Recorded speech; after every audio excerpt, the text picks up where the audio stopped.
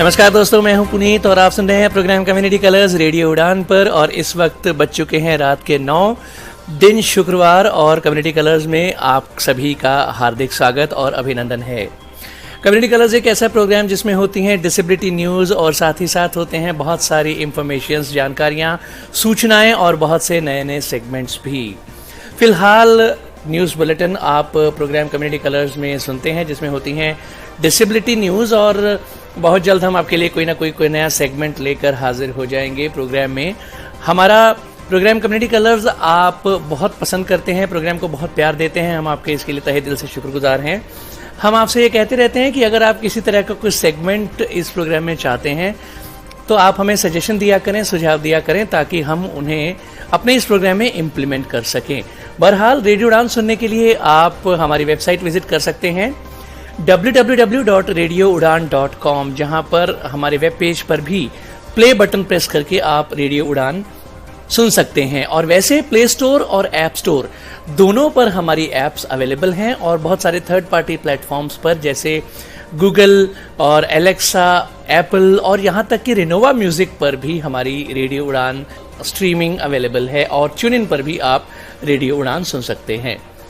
हमारा Facebook page like करें, हमारे ट्विटर को फॉलो करें, हमारा यूट्यूब चैनल सब्सक्राइब करें, हमारे व्हाट्सएप ग्रुप्स को ज्वाइन करें। प्रोग्राम कम्युनिटी कलर्स आप सुन रहे हैं मेरे यानी पुनीत के साथ। बिना देर किए सबसे पहले आइए सुन लेते हैं न्यूज हेडलाइंस। जम्मू कश्मीर में विकलांग बच्चों को स्कूलों में प्रवेश पाने के लिए करना पड़ता है संघर्ष। डेटा की कमी को माना जाए विकलांग व्यक्तियों के अधिकारों का हनन। चेन्नई स्थित सहायता समूह स्कैन विकलांग बच्चों के परिवारों की करता है मदद। हाईकोर्ट के निर्देशों पर बिहार सरकार दिव्यांगजनों का करा रही है सर्वे। जानिए राजस्थान के दिव्यांग राजू की कहानी, जो पिछले 25 साल से सुनते आ रहे हैं रेडियो।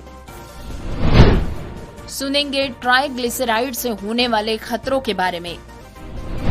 बच्चे को कानूनी रूप से गोद लेने के लिए एक ट्रांसजेंडर ने किया मद्रास उच्च न्यायालय का रुख। बेटी से मिलने की जिद, 90 साल की उम्र में ट्राइसिकल पर निकल पड़ी दिव्यांग मां। उत्तराखंड के लोअर पीसीएस के 190 पदों की भर्ती पर हाईकोर्ट की रोक। छोटे उद्यमियों के लिए सरकार का तोहफा, दुर्घटना बीमा योजना को कैबिनेट से मंजूरी। शुरू हो चुके हैं प्रोजेक्ट डिस्कवरी के आवेदन। 10 जुलाई को होगा दिल्ली के जंतर मंतर पर अखिल भारतीय धरना। बर्लिन स्पेशल ओलंपिक विश्व खेलों में 202 पदक जीतकर स्वदेश लौटी भारतीय टीम। पूर्व राष्ट्रपति रामनाथ कोविंद ने किया स्वागत। बिहार में 219 दिव्यांगों को सांसद ने दिया ट्राइसिकल। दिव्यांग उम्मीदवारों के लिए गुड न्यूज, दिव्यांगों को मौका लेकर भरे जाएंगे यूपीएसएससी लेखपाल के 8085 पद। शादी विवाह प्रोत्साहन पुरस्कार के लिए करे आवेदन दिव्यांगजन। गहलोत सरकार देगी 6250 स्कूटियां मुफ्त में। न्यूज हेडलाइंस के बाद बारी डिटेल्ड न्यूज बुलेटिन की, लेकिन उससे पहले छोटा सा ब्रेक के बाद वापस आएंगे। सुनते रहिए program community colours only on radio Udaan, a flight of life. Hello from Hidden Voices. One vision, one voice. And that has led to more than 1,000 hidden voices getting together to empower visually impaired and economically challenged children and adults across India by opening up the world of books to them. Hidden Voices is a unique reading charity founded by Miss Devi Krishna and co-founded by Miss Maitreyi Rajdev on 28 April 2019.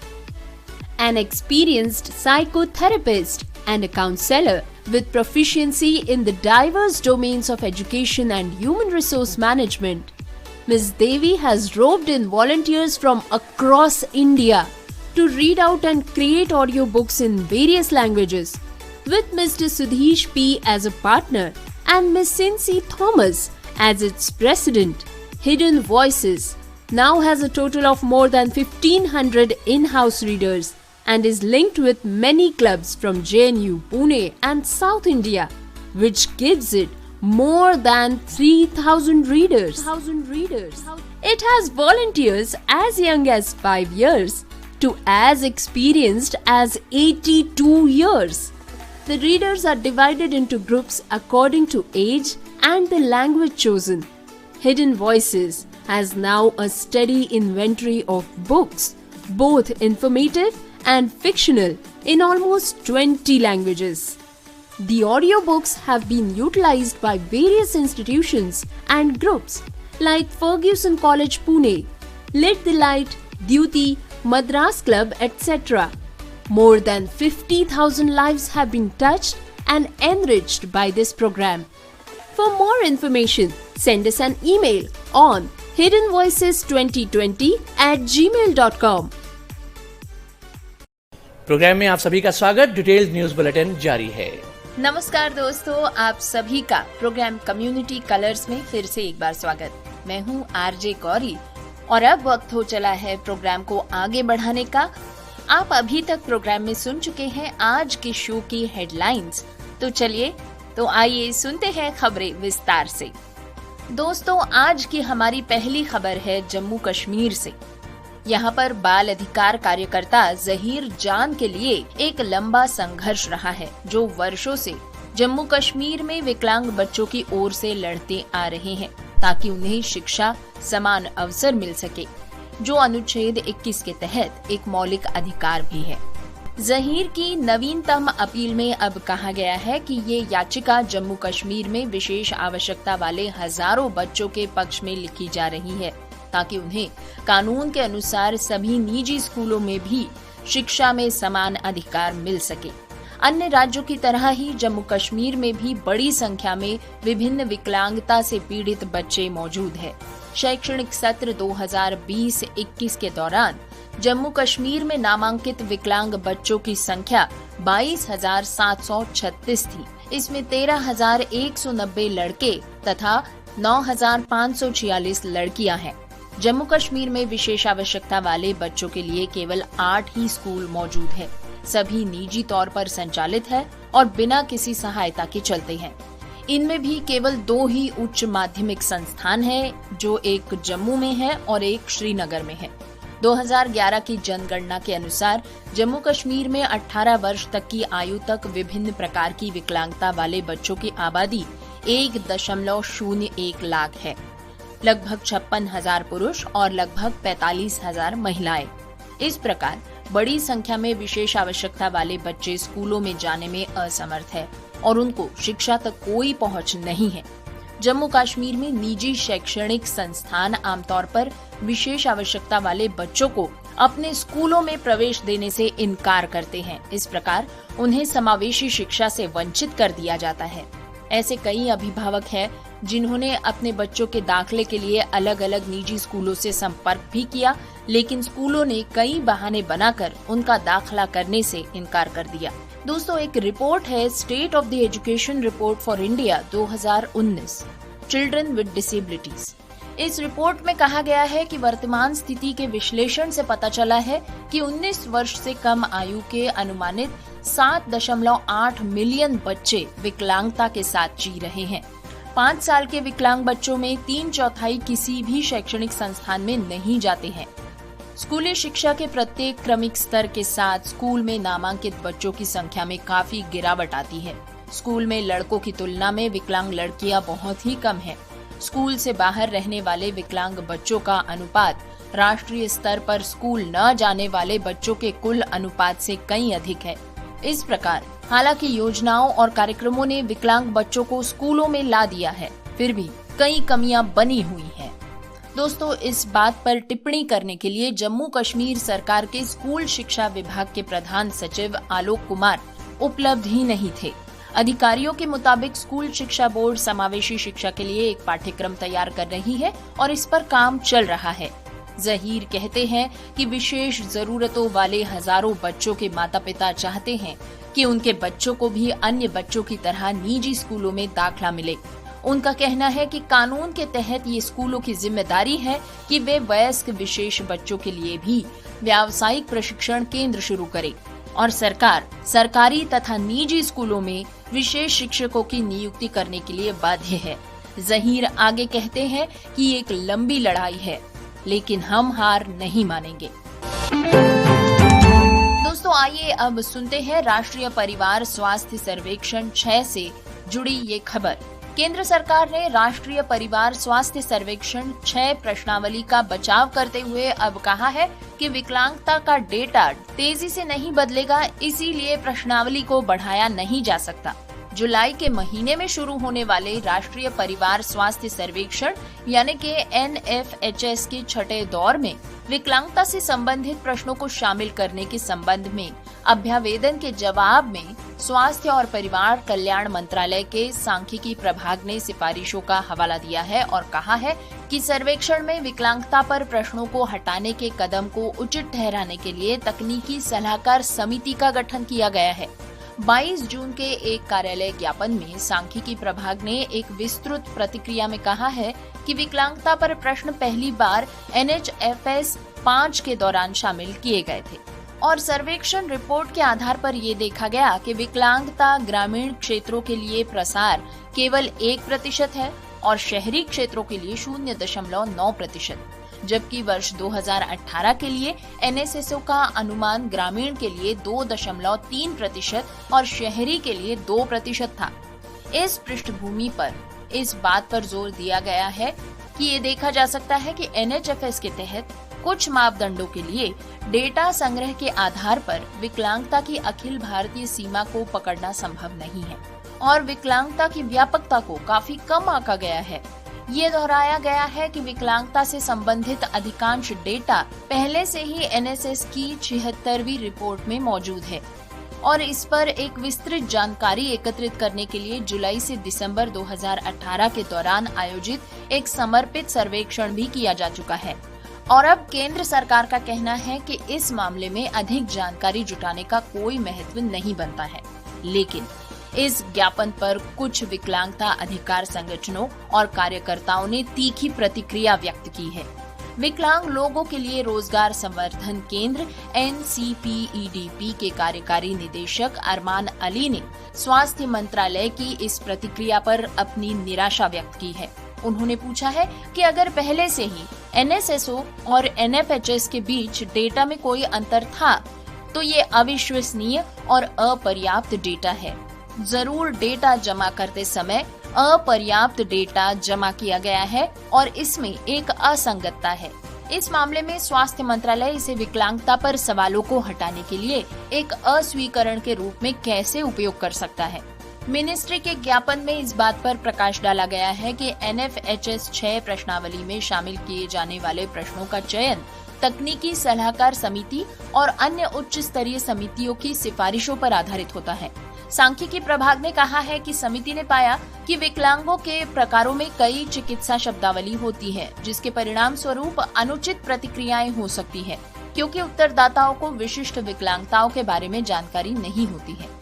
विकलांग व्यक्तियों को उनके उचित अधिकार का दावा करने में सक्षम बनाने के लिए डेटा कितना महत्वपूर्ण है, इसका हवाला देते हुए स्वास्थ्य मंत्रालय को एक ईमेल में विकलांग डॉक्टर परिवर्तन के एजेंट का प्रतिनिधित्व करने वाले डॉक्टर सत्येंद्र सिंह ने कहा है कि सर्वेक्षण से विकलांगता से संबंधित प्रश्नों को हटाना विरोधाभासी है, ये किसी को पीछे छोड़ने जैसा है। दोस्तों, जैसा कि आप सभी अब तक जान ही चुके होंगे, केंद्र सरकार ने राष्ट्रीय परिवार स्वास्थ्य सर्वेक्षण 6 से विकलांगता से संबंधित प्रश्नों को हटाने के अपने फैसले का बचाव किया है और कहा है कि इस तरह के डेटा में तेजी से बदलाव आने की संभावना नहीं है, इसीलिए इसे एकत्रित करने की कोई आवश्यकता भी नहीं है।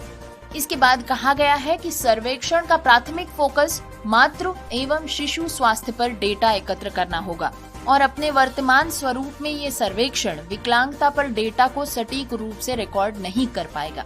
इस पर विकलांगों के अधिकारों के लिए राष्ट्रीय मंच के महासचिव मुरलीधरन ने कहा है कि सर्वेक्षणकर्ताओं के साथ ठीक से संवाद करने में असमर्थता के लिए लोगों को दोष देना सर्वेक्षणकर्ताओं की असंवेदनशीलता और पर्याप्त प्रशिक्षण की कमी को दर्शाता है।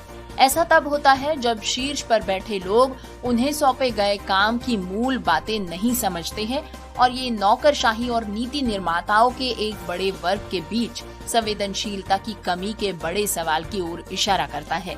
इससे आबादी के एक वर्ग को क्या नुकसान होगा, इसकी उन्हें कोई चिंता नहीं। दोस्तों, NHFS 6 से विकलांगता के मुद्दों को हटा दिया जाना पारदर्शिता और जवाबदेही की कमी को दर्शाता है, क्योंकि विकलांगता से संबंधित प्रश्नों को बाहर करने में भला क्या तर्क हो सकता है। दोस्तों, एक बात आपको और बता दें कि इस संबंध में मीडिया के बयान निराशाजनक रूप से अस्पष्ट और टालमटोल वाले हैं, जो संतोषजनक स्पष्टीकरण प्रदान करने में विफल है। भारत की G20 की अध्यक्षता इसे वैश्विक जांच का विषय बनाती है और NFHS से विकलांगता से संबंधित प्रश्नों का बहिष्कार एक समावेशी और न्याय संगत सरकार के रूप में इसकी प्रतिष्ठा को कमजोर करता है। ये प्रतिगामी कदम अंतर्राष्ट्रीय मंच पर इतना प्रमुख स्थान रखने वाले देश की अपेक्षाओं के बिल्कुल विपरीत है। दोस्तों, आइए अब जानेंगे चेन्नई के स्कैन ग्रुप के बारे में। चेन्नई स्थित देविका और उनके पति ने अपने बेटे कन्नन को, जो ऑटिज्म से पीड़ित है, जी भरकर शहर में घूमने के लिए एक साइकिल ला दी। लेकिन उनकी एक ही शर्त थी, वो ये कि उसे अपना फोन हमेशा अपने पास रखना होगा। उनके फोन में एक ट्रैकिंग ऐप, एक भुगतान ऐप और सभी आपातकालीन नंबर और SOS संपर्क भी शामिल थे। माता पिता की तमाम सावधानी और निगरानी के बावजूद कन्नन 2020 में कोविड-19 के लॉकडाउन के दौरान ही लापता हो गए। देविका, उनकी मां, बताती है कि वो सुबह लगभग 6 बजे अपने पिता के साथ साइकिल चलाने गए और एक गलत मोड़ के कारण हमने उसे खो दिया। कन्नन के लापता होने के 3 घंटे से भी कम समय में ACAN के सह संस्थापक और प्रबंध ट्रस्टी गोपीनाथ रामकृष्णन ने अन्य विकलांगता अधिकार कार्यकर्ताओं और माता पिता के साथ कन्नन की तस्वीर पुलिस स्टेशनों और सार्वजनिक स्थानों पर प्रसारित कर दी और इसे सोशल मीडिया पर व्यापक रूप से साझा किया गया।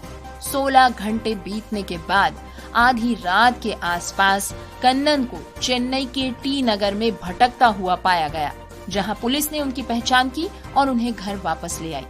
दोस्तों, ये घटना इतनी महत्वपूर्ण इसलिए है क्योंकि इस घटना में शामिल सभी लोगों ने मिलकर एक विशेष ग्रुप बनाया।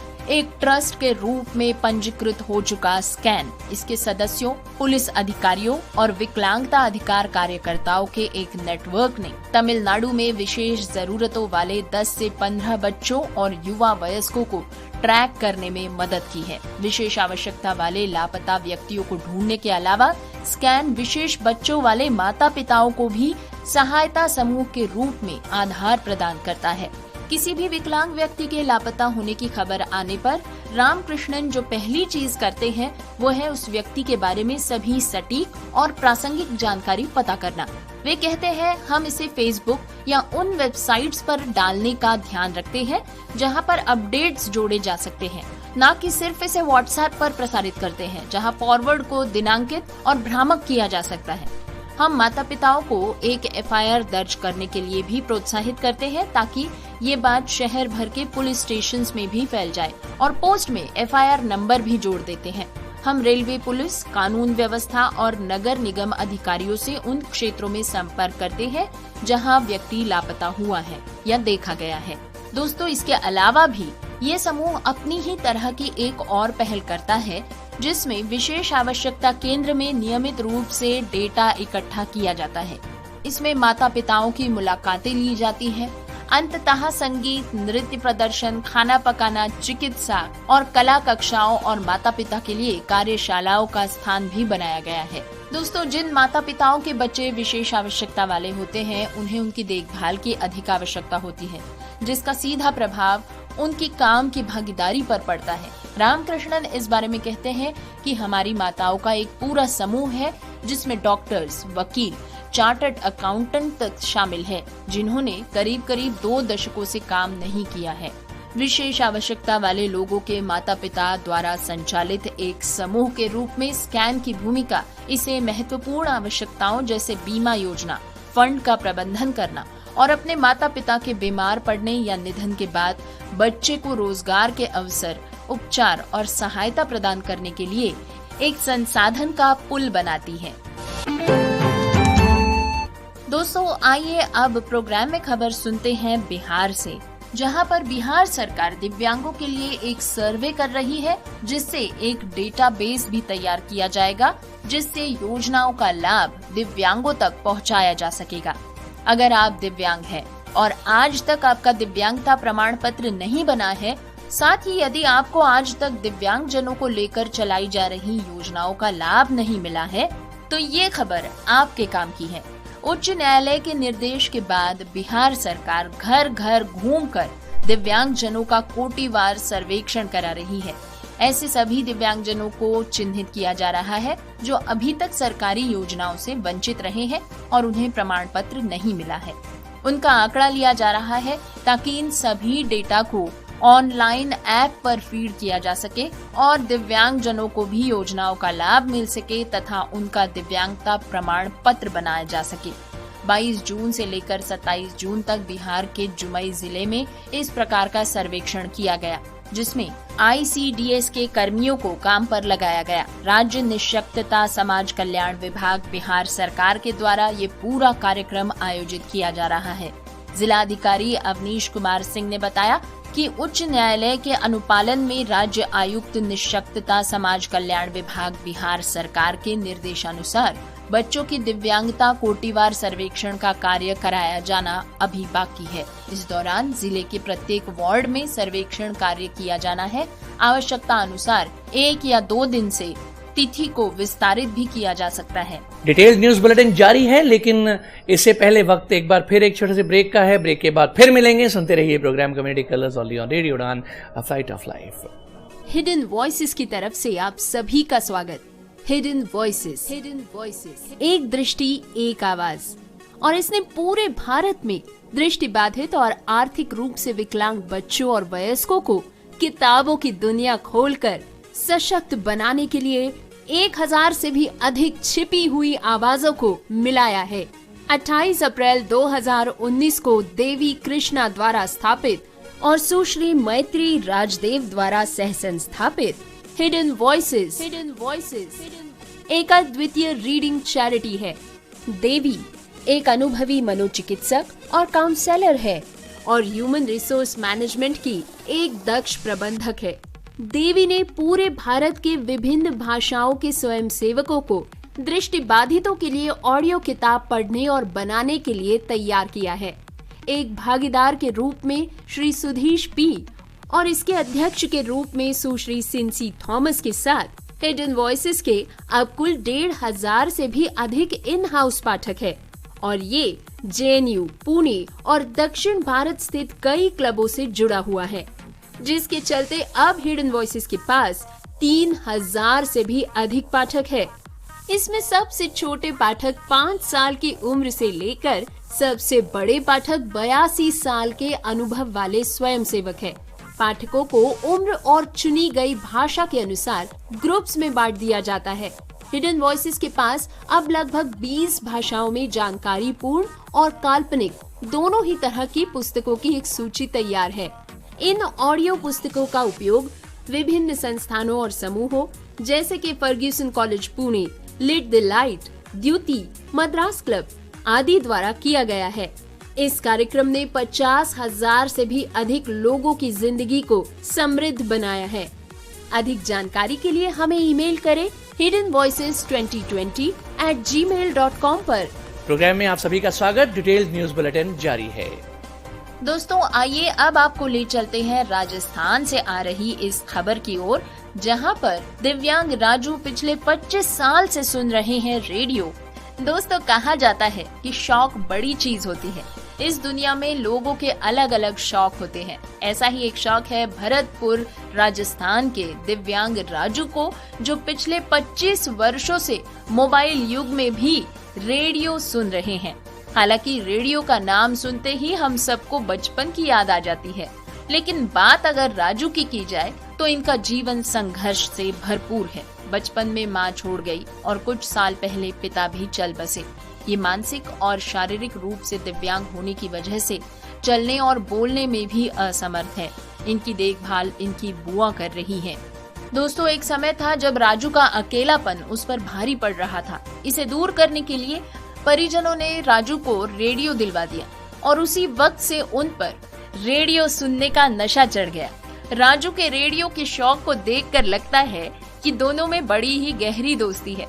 राजू दिव्यांग होने के कारण काम तो नहीं कर पाते, लेकिन भीख मांगकर अपना पेट पाल रहे हैं।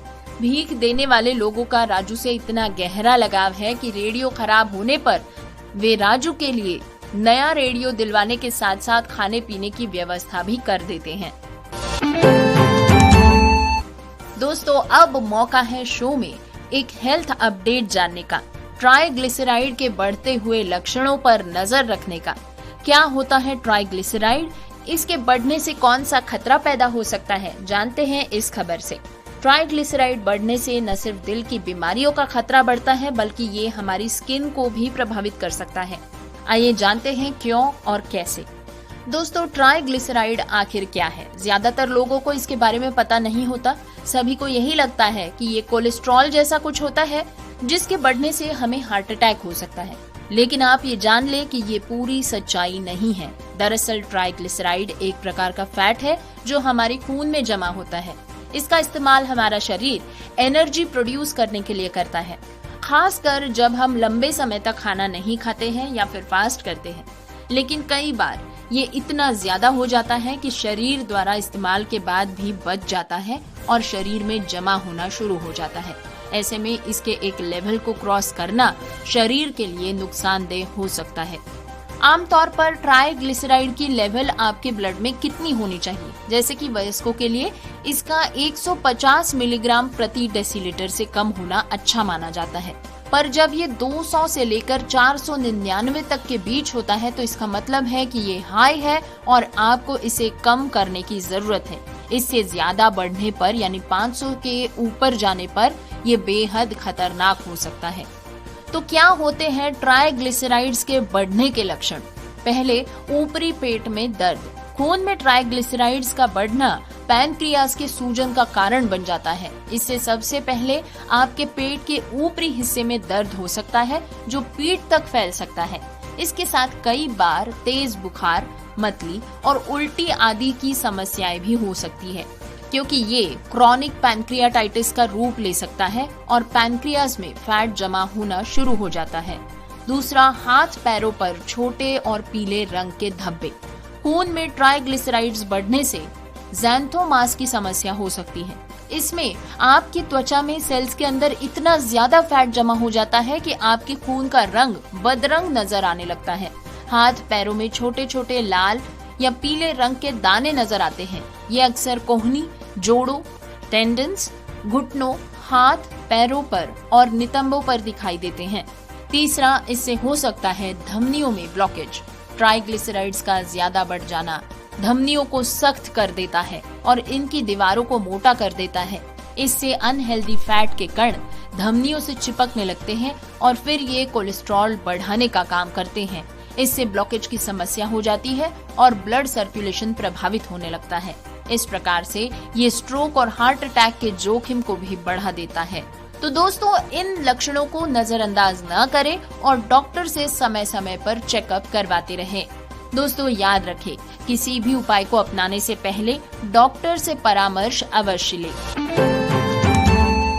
दोस्तों, आइए अब आपको सुनवाते हैं खबर एक ट्रांसजेंडर व्यक्ति की, जिसने बच्चे को लीगली अडॉप्ट करने के लिए मद्रास उच्च न्यायालय का रुख किया है। 2016 में पृथिका याशनी ने मद्रास उच्च न्यायालय का रुख किया क्योंकि सब इंस्पेक्टर के पद के लिए उनका आवेदन खारिज कर दिया गया था। उच्च न्यायालय के अनुकूल आदेश के बाद ही उन्हें उप निरीक्षक नियुक्त किया गया और आज वे असिस्टेंट इमिग्रेशन ऑफिसर के रूप में काम करते हैं। इसके बाद 2021 में उन्होंने एक बच्चे को गोद लेने का फैसला किया और केंद्रीय दत्तक ग्रहण संसाधन प्राधिकरण से माने के सेंट्रल एडॉप्शन रिसोर्स अथॉरिटी से संपर्क किया। 22 सितंबर 2022 को प्राधिकरण ने उनके आवेदन को इस आधार पर खारिज कर दिया कि वो कानूनी तौर पर एक बच्चे को गोद नहीं ले सकते क्योंकि वे एक ट्रांसजेंडर है। इस बात से दुखी होकर उन्होंने उच्च न्यायालय का रुख किया और आरोप लगाया है कि उनके आवेदन को अस्वीकार करना एक ट्रांसजेंडर के रूप में उनके साथ भेदभाव है और उनके अधिकार का उल्लंघन है। उनका कहना है कि प्राधिकरण का अस्वीकृति का आदेश न तो कानूनी है और न ही उचित। प्राधिकरण द्वारा पारित आदेश असंवैधानिक और भेदभावपूर्ण है और संविधान के तहत दी जाने वाली समानता के अधिकार के विपरीत है। दोस्तों, आपको बता दें कि उनकी याचिका अब स्वीकार हो चुकी है और न्यायमूर्ति एम दंडपानी ने गुरुवार को ही प्राधिकरण को इस पर 1 तारीख तक जवाब देने का निर्देश दिया है। दोस्तों, आइए अब आपको सुनवाते हैं एक खबर जो आ रही है एमपी से। कहते हैं इस दुनिया में माँ से बड़ा कोई भी योद्धा नहीं होता, माँ की कोई बराबरी कर ही नहीं सकता। दोस्तों, एमपी के अशोकनगर में 90 साल की महिला अपनी गरीबी के आगे बेबस थी। बेटी के पास जाने के लिए उनके पास किराया भी नहीं था। इसके बाद वो ट्राइसिकल से अपनी बेटी से मिलने निकल पड़ी। 7 दिन में 170 किलोमीटर की दूरी तय कर वे अपनी बेटी के पास पहुंची है। भीषण गर्मी में ट्राइसिकल से जा रही महिला का वीडियो आजकल सोशल मीडिया पर खूब वायरल हो रहा है। एक माँ की साहस भरी ये तस्वीर मध्य प्रदेश के अशोकनगर जिले की है। यहाँ रहने वाली 90 वर्षीय दिव्यांग माँ लिबिया बाई की चर्चा हो रही है। उनकी मुंह बोली बेटी पचौर से आगे उदनखेड़ी में रहती है। बुजुर्ग महिला ने बताया है कि उन्हें बहुत दिन से अपनी बेटी की याद आ रही थी, इसीलिए वे बस से उसके घर जाना चाहती थी। उन्होंने किराया मांगा, लेकिन उनके पास किराए के लिए पैसे नहीं बन पाए। माँ ने बेटी से मिलने की जिद ठान ली और साहस के साथ टूटी ट्राइसिकल से ही निकल पड़ी। ये 90 वर्षीय दिव्यांग महिला 7 दिन का सफर तय करके राजगढ़ और ब्यावरा के हाईवे के बीच ट्राइसिकल चलाते हुए अपनी बेटी के घर जा पहुंची। इस दौरान महिला का कहना था कि जहां ढलान होती थी वहां तो दिक्कत नहीं थी, लेकिन घाटी में उन्हें उतरकर हाथों से ट्राइसिकल खींचनी पड़ी। दोस्तों, अब सुनते हैं एक खबर उत्तराखंड के लोक सेवा आयोग के बारे में, जहां पर हाईकोर्ट ने उत्तराखंड लोक सेवा आयोग की ओर से लोअर पीसीएस के 190 पदों की भर्ती प्रक्रिया पर रोक लगा दी है। साथ ही राज्य लोक सेवा आयोग और राज्य सरकार को 3 सप्ताह में जवाब दाखिल करने के निर्देश भी दिए हैं। वरिष्ठ न्यायाधीश न्यायमूर्ति मनोज कुमार तिवारी की एकल पीठ ने नैनीताल के विनोद सिंह जीना की याचिका पर सुनवाई की है। याचिका में कहा गया है कि अगस्त 2021 में लोअर पीसीएस के पदों के लिए उत्तराखंड राज्य लोक सेवा आयोग की ओर से विज्ञप्ति जारी की गई। परिणाम की घोषणा के बाद मुख्य परीक्षा में सफल अभ्यर्थियों के जुलाई 24 से साक्षात्कार यानी इंटरव्यूज होने बाकी थे, लेकिन इसी बीच आयोग की ओर से दिव्यांग आरक्षण कोटे के 6 पदों को राज्य सरकार को वापस कर दिया गया। याचिकाकर्ता का कहना है कि जब राज्य सरकार ने दिव्यांग कोटे की रिक्तियों की पहचान कर ली है, तो अब राज्य सरकार की एजेंसी उत्तराखंड लोक सेवा आयोग रिक्तियों को सरकार को वापस नहीं कर सकती है। इसी को लेकर एकल पीठ ने सरकार एवं आयोग से 3 सप्ताह में इस मामले में जवाब दाखिल करने को कहा है तथा याचिकाकर्ता को 1 सप्ताह के भीतर प्रति शपथ पत्र दाखिल करने के निर्देश दिए हैं। मामले की अगली सुनवाई 9 अगस्त को की जाएगी। दोस्तों, ये खबर फिर से एक बार सुनते हैं उत्तर प्रदेश से। यहाँ पर एमएसएमई सेक्टर को प्रोत्साहित कर रही है योगी सरकार और अब सरकार ने इन छोटे उद्यमियों को और राहत देने का बड़ा निर्णय लिया है। बुधवार को ही योगी मंत्री परिषद की बैठक में मुख्यमंत्री सूक्ष्म उद्यमी दुर्घटना बीमा योजना को मंजूरी दे दी गई है। इस योजना के माध्यम से अपरिहार्य परिस्थितियों में सूक्ष्म उद्यमियों को सहायता प्रदान की जाएगी। इसके अंतर्गत पात्र सूक्ष्म उद्यमी की दुर्घटना में मृत्यु होने या अपंगता पर 5 लाख रुपए तक का दावा किया जा सकता है। उल्लेखनीय बात यह है कि प्रदेश में स्थापित कुल एमएसएमई इकाइयों का लगभग 15% ही औपचारिक रूप से उद्यम रजिस्ट्रेशन पोर्टल पर रजिस्टर्ड है और 85% इकाइयां अनौपचारिक रूप से कार्यरत है। इसी माध्यम से अब वे पोर्टल पर रजिस्ट्रेशन की उम्मीद कर सकते हैं। दोस्तों, इस पोर्टल पर रजिस्ट्रेशन करना अनिवार्य न होने के कारण इन इकाइयों के आंकड़े औपचारिक रूप से नहीं मिल पाते हैं, जिससे इस क्षेत्र का आर्थिक योगदान वास्तविक रूप से प्रदर्शित नहीं हो पा रहा। वहीं नीति निर्धारण में भी कठिनाइयों का सामना करना पड़ रहा है। इसी के चलते योगी सरकार ने सूक्ष्म उद्योगियों को राहत देने का निर्णय ले लिया है। मंत्री परिषद के निर्णयों की जानकारी देते हुए वित्त मंत्री सुरेश खन्ना ने बताया कि मुख्यमंत्री सूक्ष्म उद्यमी दुर्घटना बीमा योजना के अंतर्गत 18 से 60 वर्ष के सूक्ष्म श्रेणी के उद्यमियों द्वारा आवेदन किया जा सकता है।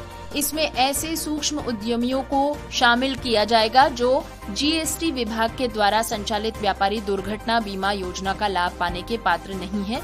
योजना के अंतर्गत दुर्घटना के चलते किसी भी सूक्ष्म उद्यमी की मृत्यु होती है तो उसके परिजनों को 5 लाख रुपए तक की आर्थिक मदद प्राप्त हो सकेगी। दुर्घटना में स्थायी अपंगता आने पर 5 लाख रुपए तक की आर्थिक मदद का प्रावधान भी शामिल है। वहीं आंशिक अपंगता पर मुख्य चिकित्साधिकारी द्वारा जारी प्रमाण पत्र में दिव्यांगता प्रतिशत के अनुसार राहत राशि मुहैया की जाएगी। दुर्घटना होने की दशा में पीड़ित के परिवार द्वारा ऑनलाइन व्यवस्था में आवेदन करने के बाद समस्त प्रपत्रों की एक प्रति संबंधित जिले के उपायुक्त उद्योग को प्रस्तुत की जाएगी, जिसके बाद राशि उपलब्ध करा दी जाएगी। दोस्तों, आइए अब प्रोग्राम में जानते हैं प्रोजेक्ट डिस्कवरी के बारे में। क्या आपको कोई दिलचस्प और रचनात्मक सहायक समाधान मिला है जिसका उपयोग विकलांग व्यक्ति अपने दैनिक जीवन में कर सकते हैं?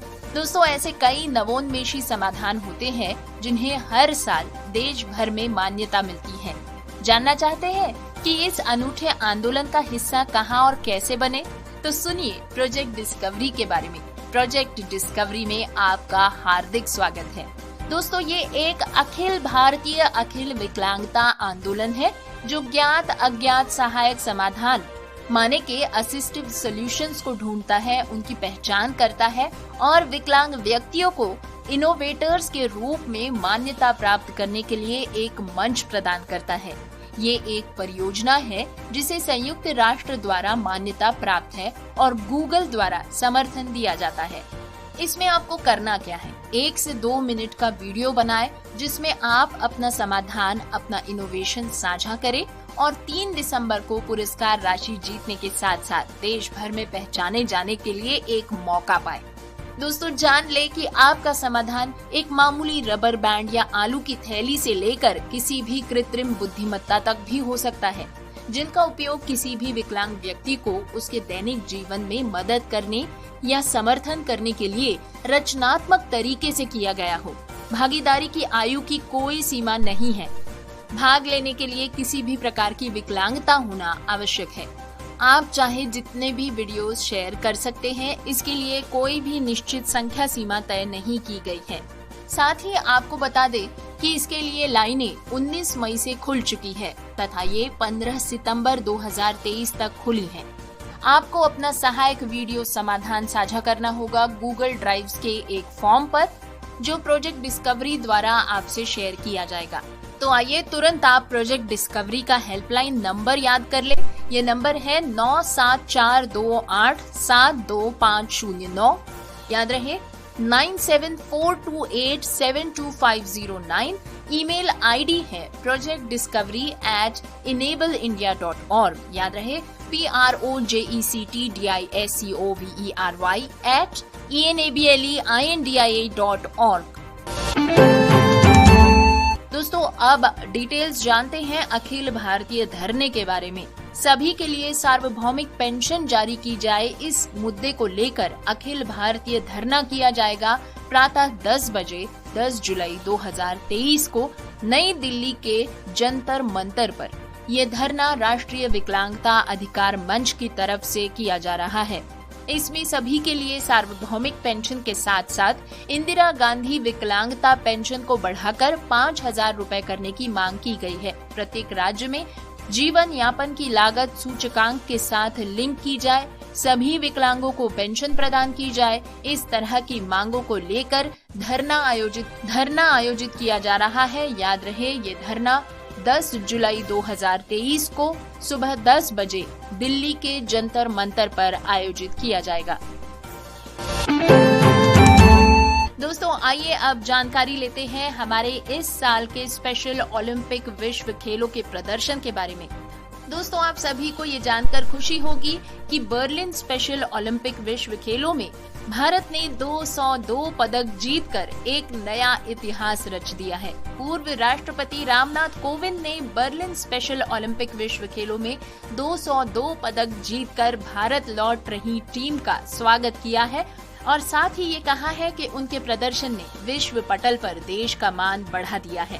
पूर्व राष्ट्रपति रामनाथ कोविंद ने टीम के स्वागत समारोह में कहा कि मैं सभी पदक विजेताओं को बधाई देता हूं। आप सभी ने भारत का मान विश्व पटल पर बढ़ाया है। आज पूरा भारत आप सभी पर गर्व करता है। आपके प्रदर्शन ने विश्व खेलों पर भारत की एक अमिट छाप छोड़ दी है। दोस्तों आपको बता दें कि भारतीय एथलीटों ने 17 जून से 25 जून के बीच आयोजित की गई ग्रीष्मकालीन विश्व खेलों में 76 स्वर्ण, 75 रजत और 51 कांस्य पदक हासिल कर लिए हैं। भारत ने सर्वाधिक पदक 31 रोलर स्केटिंग में जीते हैं। भारत सर्वाधिक पदक जीतने वाले देशों की सूची में जर्मनी के बाद अब दूसरे स्थान पर रहा है। श्री रामनाथ कोविंद ने एथलीटों को संबोधित करते हुए कहा कि आपने दिखा दिया है कि अक्षमता कभी भी सफलता के आड़े नहीं आती। आप में से हर कोई इस बात का ज्वलंत उदाहरण है कि जब हम अपनी परिस्थितियों के दायरे से उठकर आगे बढ़ते हैं तो सब कुछ हासिल किया जा सकता है। आज जब ये बात मुझे पता चली कि 180 देशों में भारत दूसरे स्थान पर रहा है तो मन में आशा जागी कि हमारा देश आने वाले स्पेशल ओलंपिक में पहले स्थान पर रहे। उन्होंने आगे कहा कि आपने हमें सामाजिक बाधाओं को तोड़ने और एक अधिक समावेशी विश्व बनाने के लिए प्रेरित किया है, जहां हर व्यक्ति को बराबर सम्मान दिया जाता है। मुझे विश्वास है कि यहां आपकी जीत को जीवन में उत्कृष्टता हासिल करने के लिए प्रेरित किया जाएगा। रामनाथ कोविंद ने स्पेशल ओलंपिक भारत की अध्यक्ष मल्लिका नड्डा को भी बधाई दी है और कहा है कि मैं मल्लिका नड्डा जी को बधाई देना चाहूंगा, जिन्होंने इन एथलीटों को निस्वार्थ भाव के साथ तैयार किया और अपने पैरों पर खड़ा किया। विश्व खेलों में एथलीटों की उपलब्धियां सदा हमारे दिमाग पर छपी रहेंगी। इस अवसर पर पूर्व क्रिकेटर और सांसद गौतम गंभीर, केंद्रीय मंत्री सर्बानंद सोनोवाल और सांसद मनोज तिवारी भी उपस्थित रहे। गंभीर ने पदक विजेताओं को बधाई देने के साथ साथ उन एथलीटों का भी अभिनंदन किया जिन्होंने विश्व खेलों में 140 करोड़ भारतीयों का प्रतिनिधित्व किया है। सांसद गंभीर ने कहा, मैं उन्हें बधाई देना चाहता हूं जिन्होंने पदक जीते, लेकिन मैं उन्हें भी बधाई देना चाहता हूं जो पदक नहीं जीत पाए, लेकिन उन्होंने भी 140 करोड़ भारतीयों का सही प्रतिनिधित्व किया है। पदक जीतना आसान है, 140 करोड़ लोगों का प्रतिनिधित्व करना मुश्किल बात है। मैं खुद एक क्रिकेटर होने के नाते ये समझ सकता हूँ। उन्होंने आगे कहा, मैं स्पेशल ओलंपिक भारत की अध्यक्षा मल्लिका नड्डा को टीम की सफलता पर बधाई देता हूँ। वो हमेशा स्पेशल ओलंपिक के लिए उत्साहित रही है। मुझे उम्मीद है कि जल्द ही स्पेशल ओलंपिक्स को सिर्फ ओलंपिक कहा जाएगा, क्योंकि आप लोग किसी भी अन्य एथलीट जितनी ही मेहनत कर रहे हैं। दोस्तों आइए अब खबर सुनते हैं बिहार के बनियापुर से। यहाँ पर प्रखंड कार्यालय परिसर में बुधवार के दिन एक सभा का आयोजन किया गया। यहाँ पर सांसद जनार्दन सिंह सिग्रीवाल ने 200 से भी अधिक दिव्यांगजनों के बीच मोटराइज्ड ट्राइसिकल का वितरण किया। उन्होंने कहा है कि शरीर से अक्षम लोग भी ट्राइसिकल की मदद से सामान्य जीवन जी सकते हैं। वे आम आदमी की तरह अपनी दैनिक क्रियाकलापों को आसानी से पूरा कर सकेंगे। उन्होंने कहा कि मोदी सरकार के 9 साल बेमिसाल कार्यों के बदौलत आज आम जनों तक सारी सुविधाएं पहुंच रही हैं। चौथी बार बनियापुर प्रखंड कार्यालय में दिव्यांग जनों के लिए ट्राइसिकल का वितरण किया जा रहा है।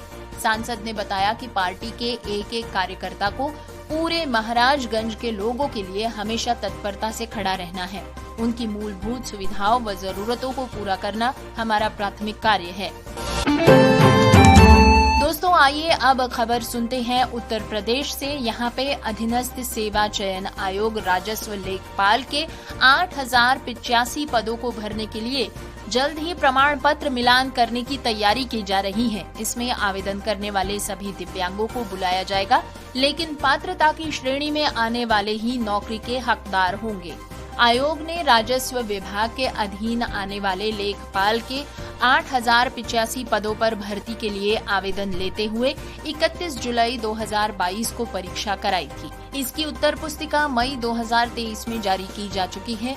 कुल पदों को भरने के लिए 27,000 आवेदकों को मौका दिया जाएगा। इसमें आवेदन करने वाले 4,600 दिव्यांगों को भी मौका दिया जा रहा है। प्रदेश सरकार की दिव्यांग भरण पोषण अनुदान योजना के तहत 1,000 रुपए प्रति माह प्रति लाभार्थी की दर से अनुदान दिया जा रहा है, जिसे भविष्य में 1,500 रुपए प्रति माह करने का प्रस्ताव दिया जा चुका है। दिव्यांगजनों को कौशल विकास के पश्चात सुलभ ऋण उपलब्ध कराया जाएगा। ये बातें पिछड़ा वर्ग कल्याण राज्य मंत्री नरेंद्र कश्यप ने मंगलवार को दिव्यांग राज्य सलाहकार बोर्ड में कही हैं। उन्होंने कहा कि जिला दिव्यांग पुनर्वास केंद्रों का समस्त जनपदों में प्रभावी तरीके से क्रियान्वयन कराया जाएगा। दोस्तों, दिव्यांग जन सशक्तिकरण विभाग द्वारा संचालित दिव्यांग जन शादी विवाह प्रोत्साहन पुरस्कार योजना के अंतर्गत युवक के दिव्यांग होने की दशा में 15,000 व युवती के दिव्यांग होने की दशा में 20,000 तथा दोनों के दिव्यांग होने की दशा में 35,000 की धनराशि प्रोत्साहन के रूप में प्रदान की जाती है। दोस्तों, यहाँ पर बात हो रही है उत्तर प्रदेश के शामली जिले की। जिला दिव्यांगजन सशक्तिकरण अधिकारी अंशुल चौहान इस बारे में बताते हैं कि योजना का लाभ लेने के लिए इच्छुक दिव्यांगजन विभाग की वेबसाइट पर ऑनलाइन आवेदन कर सकते हैं। हार्ड कॉपी जिला दिव्यांगजन सशक्तिकरण अधिकारी कार्यालय में जमा करा सकते हैं। दोस्तों, प्रोग्राम के आखिरी खबर में आइए अब आपको ले चलते हैं राजस्थान से आ रही इस खबर की ओर। राजस्थान में गहलोत सरकार दिव्यांगजनों का आवागमन आसान कर उन्हें संबल प्रदान करने के लिए राज्य सरकार द्वारा स्कूटियां वितरित की जाएंगी। मुख्यमंत्री अशोक गहलोत ने स्कूटियां खरीदने के लिए 54 करोड़ के वित्तीय प्रस्ताव को मंजूरी दे दी है। इस राशि से वर्ष 2023-24 के लिए 5,000 और गत वर्ष के वितरण में शेष रही 1,250 स्कूटियों सहित कुल 6,250 स्कूटियां खरीदी जाएंगी। आपको बता दें कि ये स्कूटियां रेट्रोफिटेड होंगी, जिससे दिव्यांग को बाद में अतिरिक्त खर्च वहन नहीं करना पड़ेगा। उल्लेखनीय बात तो ये है कि मुख्यमंत्री द्वारा वर्ष 2023-24 के बजट में 5,000 स्कूटी वितरण के संबंध में घोषणा पहले ही की जा चुकी है। साथ ही गहलोत सरकार ने इस योजना के लिए कुछ मानदंड भी तैयार किए हैं, जिसके अनुसार दिव्यांगों को स्कूटी प्रदान की जाती है। इस योजना का लाभ उन नागरिकों को दिया जाएगा जो 50% शारीरिक रूप से दिव्यांग या असहाय है। साथ ही आवेदक के पास बाइक या स्कूटर नहीं होना चाहिए। वहीं न्यूनतम उम्र 15 और अधिकतम उम्र 29 साल होनी चाहिए। दोस्तों, आवेदन करने के लिए पहले योजना की वेबसाइट पर आपको जाना होगा, जो है sso.rajasthan.gov.in। यहाँ पर होम पेज पर लॉगिन करें और अगर आईडी है तो साइन इन कर क्लिक करें, और यदि आईडी नहीं है तो आपको साइन इन करना होगा। तो डिटेल्ड न्यूज बुलेटिन के बाद हम आपको सिर्फ इतना कहना चाहेंगे कि आपको हमारा प्रोग्राम कैसा लगा, हमें बताइएगा जरूर। अपना फीडबैक, जितने तरीके ऊपर पहले हम रेडियो उड़ान सुनने के आपको बता चुके हैं, उनमें से किसी भी तरीके से आप अपना फीडबैक हम तक पहुंचा सकते हैं। अपने फीडबैक हमें जरूर दीजिए ताकि हम इस प्रोग्राम को बेहतर बना सके। बहरहाल, अब प्रोग्राम के अंजाम की बारी। प्रोग्राम के आखिर में न्यूज हेडलाइंस एक बार फिर। जम्मू कश्मीर में विकलांग बच्चों को स्कूलों में प्रवेश पाने के लिए करना पड़ता है संघर्ष। डेटा की कमी को माना जाए विकलांग व्यक्तियों के अधिकारों का हनन। चेन्नई स्थित सहायता समूह स्कैन विकलांग बच्चों के परिवारों की करता है मदद।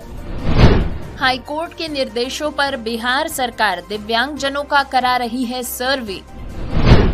जानिए राजस्थान के दिव्यांग राजू की कहानी, जो पिछले 25 साल से सुनते आ रहे हैं रेडियो। सुनेंगे ट्राइग्लिसराइड से होने वाले खतरों के बारे में। बच्चे को कानूनी रूप से गोद लेने के लिए एक ट्रांसजेंडर ने किया मद्रास उच्च न्यायालय का रुख। बेटी से मिलने की जिद, 90 साल की उम्र में ट्राइसिकल पर निकल पड़ी दिव्यांग मां। उत्तराखंड के लोअर पीसीएस के 190 पदों की भर्ती पर हाईकोर्ट की रोक। छोटे उद्यमियों के लिए सरकार का तोहफा, दुर्घटना बीमा योजना को कैबिनेट से मंजूरी। शुरू हो चुके हैं प्रोजेक्ट डिस्कवरी के आवेदन।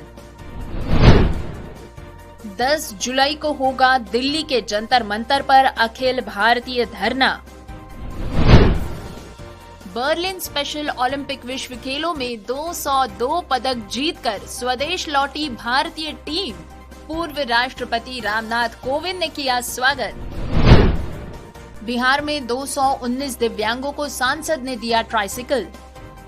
दिव्यांग उम्मीदवारों के लिए गुड न्यूज, दिव्यांगों को मौका लेकर भरे जाएंगे यूपीएसएससी लेखपाल के 8085 पद। शादी विवाह प्रोत्साहन पुरस्कार के लिए करे आवेदन दिव्यांगजन।